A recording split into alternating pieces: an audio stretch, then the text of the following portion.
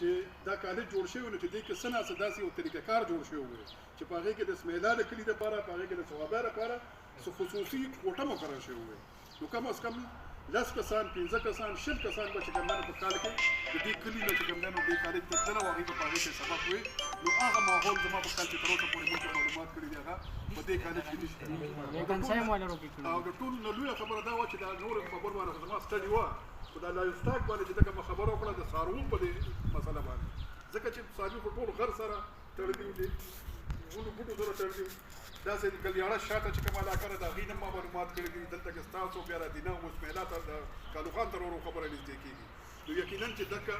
خبرې د دې اثرات چې کوم نه څنګه غازي پرو ته موږ باندې دغه راغی د لرې رانږدې کړو نو دغه لرې اثرات چې کوم نه دا چې هلته کې بلا کاروبارونه چې په غاړه غاړه باندې چې موږ هغه نن ختم شو نو دغسې په اسماعیلا کې لکه دا چې کوم مسلې بیان شو زما به خپل دغه دی چې د نن میټینګ نه به موږ دا یو فایده والو چې په راروان وخت کې مناسب وخت باندې د ګرمۍ دا وخت به د تیر شي ځکه زموږ په علاقو کې د راروانې ورځې چې دي جون جولای اګست نو دا ډېرې سختې د ګرمۍ وختونه دي د کار وختونه هم دي د زمیندارۍ وختونه هم دي نو زما به خواهش دی چې د اسماعیلا ملګري دا یو پلان وکړي چې موږ د کم از کم د اګست نه پاس یا ستمبر اکتوبر کې دلته کې خصوصي یو سیمینار یو ورکشاپ یو غټ پروګرام دی داسې کېدو چې هغې کې خپلې دا مسلې موږ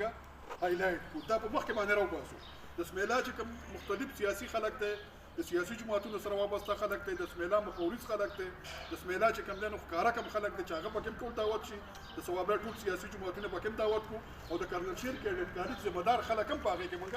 راولو ځان سره کېږي د حکومت یعنې د ډي سي یا د اسسټنټ کمشنر یا نور د حکومتي چارواکي چې هغې هم ځان سره کېږي او هغې سره په دې مسله باندې لګي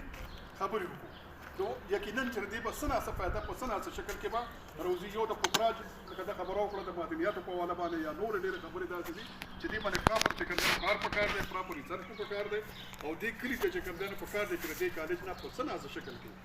چې په هره طریقه کېدی شي خو چې زموږ را روان نسل ته زموږ ځوانانو ته د دې نه موږ په څه طریقه باندې څه فایده رسولی شو زما به خپله به هم زه په دې باندې کار کوم او تاسو ملګري به راسره هم تعاون کوئ چې زموږ پلان به دی چې موږ به په اسماعیلا کې هم په دې مسله باندې موږ د چا مخالفت نه کوو خو د خپلو ګټو یو سوچ به کوو د خپلو مفاداتو سوچ به کوو نو په هغې باندې داسې یو ورکشاپ یا سیمینار به ږدو چې په هغې کې موږ دا ټول سټیک هولډر سره د